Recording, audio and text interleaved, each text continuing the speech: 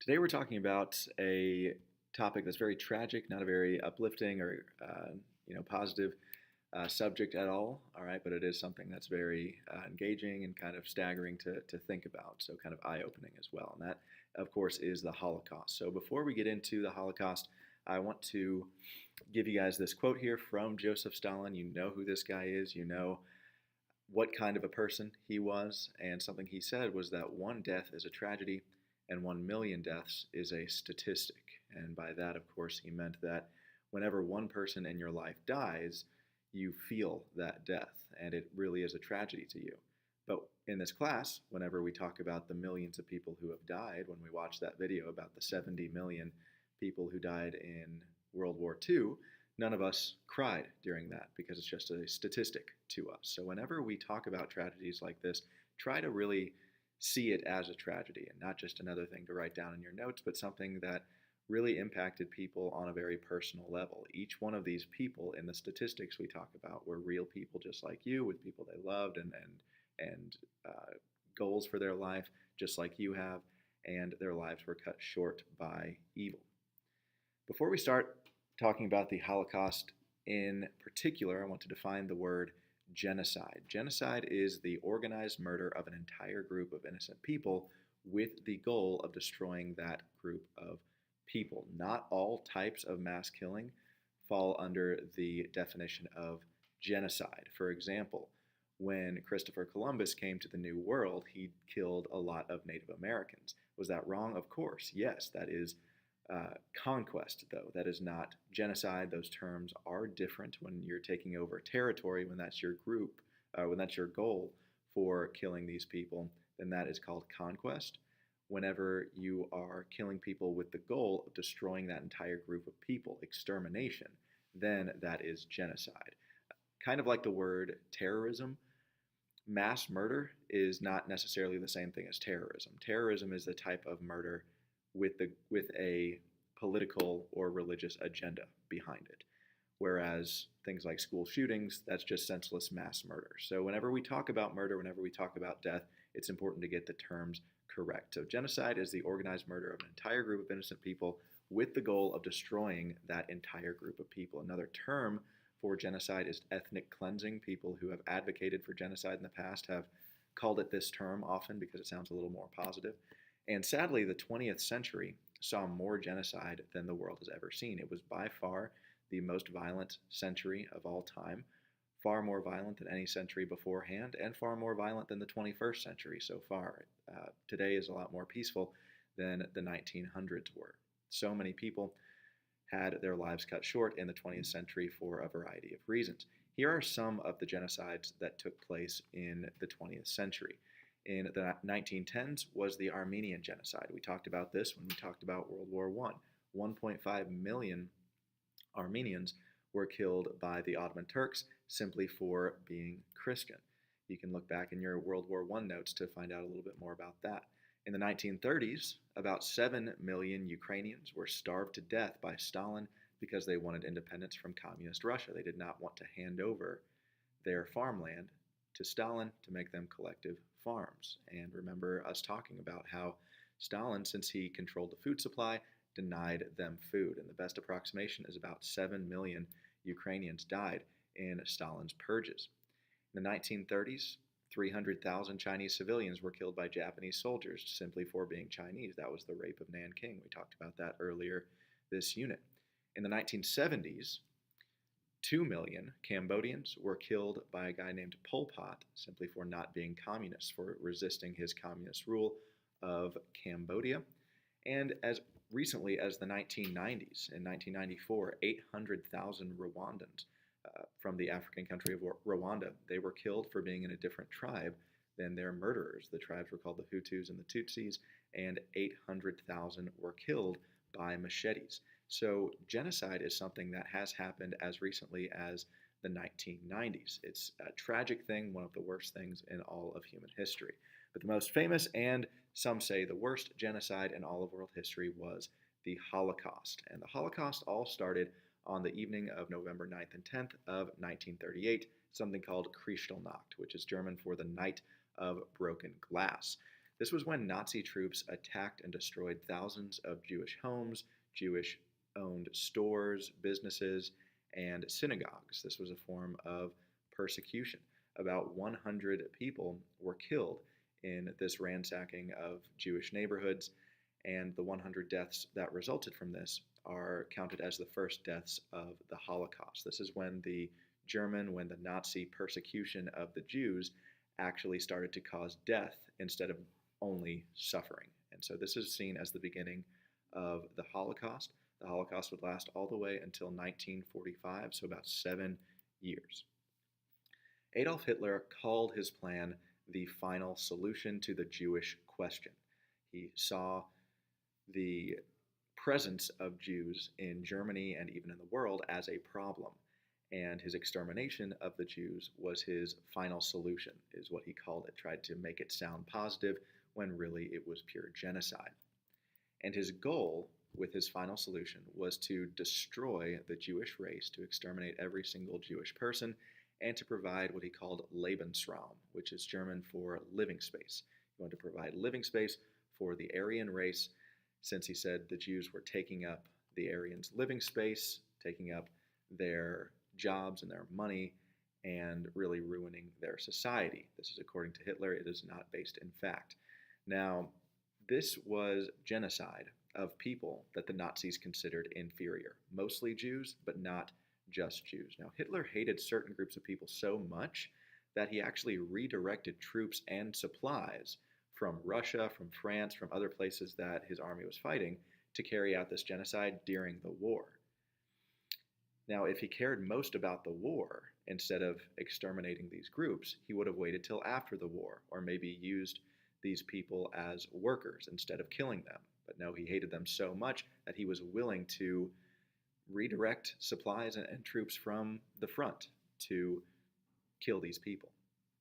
And that's how psychopathic Adolf Hitler was. Several different groups were targeted during the Holocaust.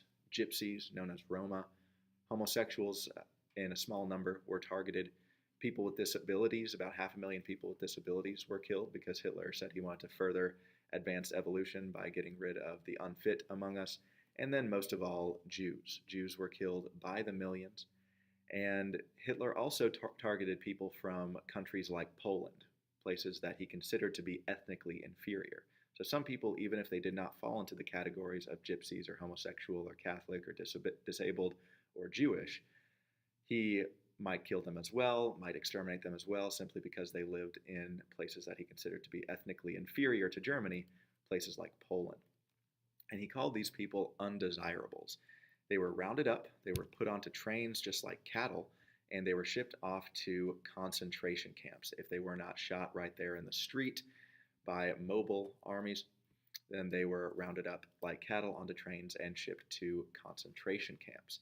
At these concentration camps, Hitler's undesirables, as he called them, they were stripped of all of their possessions, stripped of all of their clothes, dressed in rags, and were forced to endure forced labor, hard labor, starvation, torture. Experiments were done upon them because they were seen as lab rats.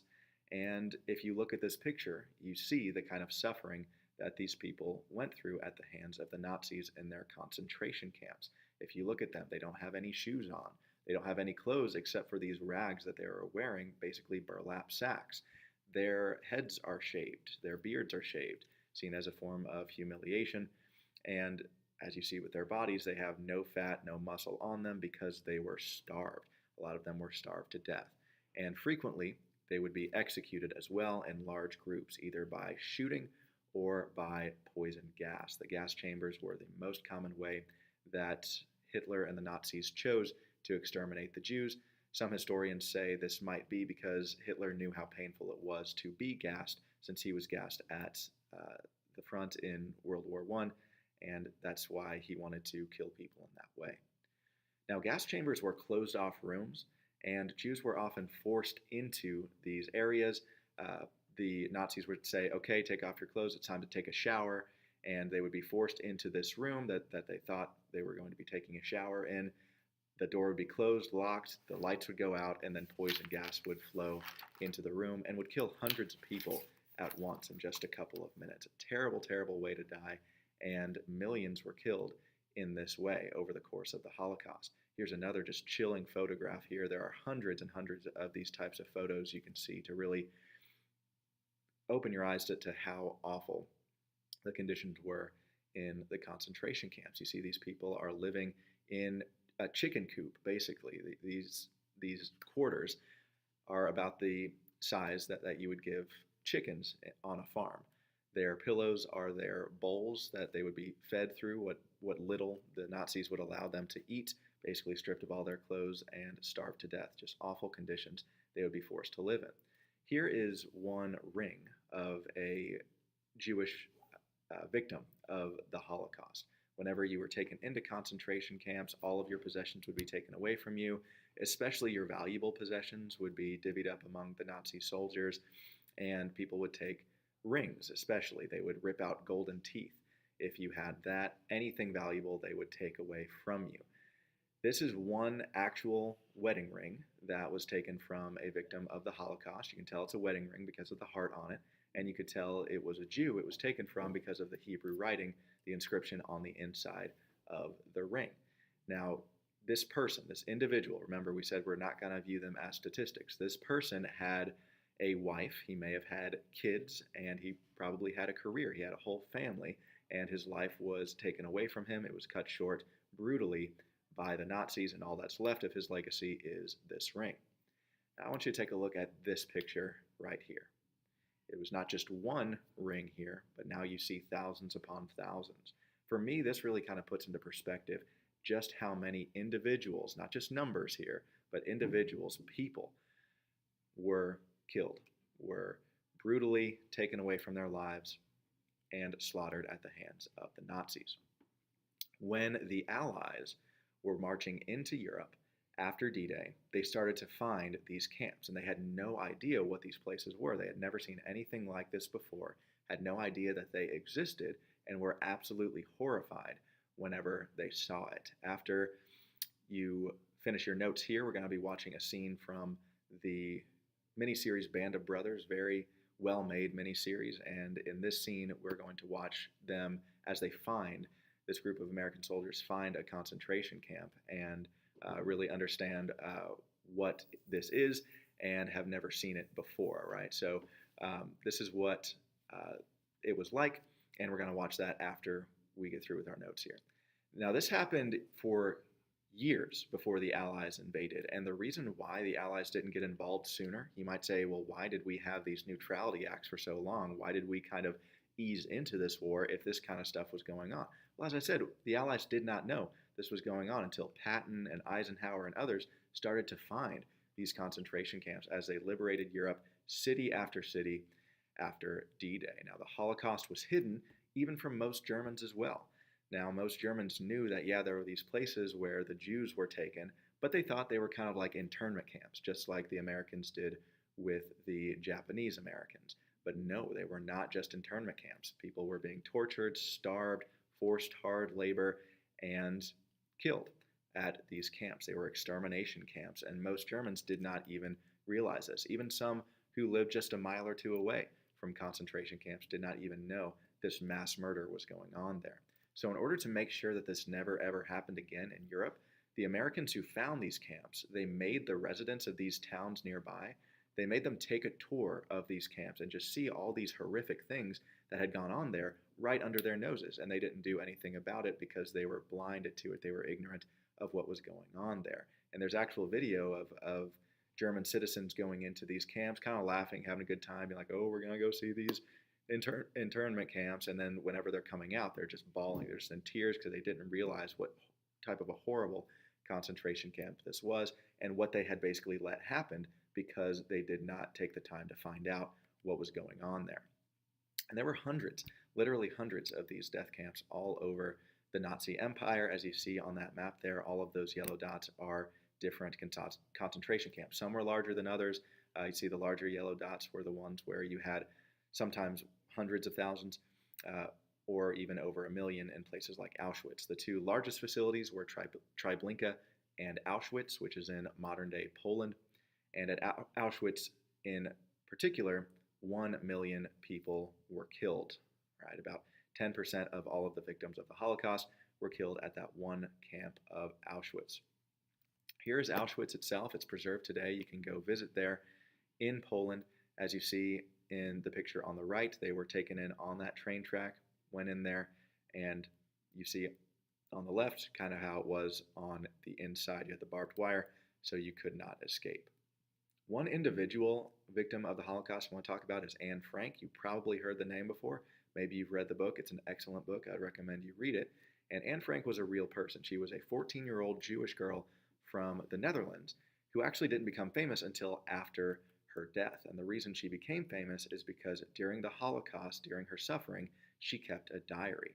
She hid from the Nazis in an attic for 2 full years. And then at the end of the book, you find out that she was captured and executed in 1945, just a couple months before the end of the war. Really tragic story, horrible, especially seeing it from the eyes of this young girl.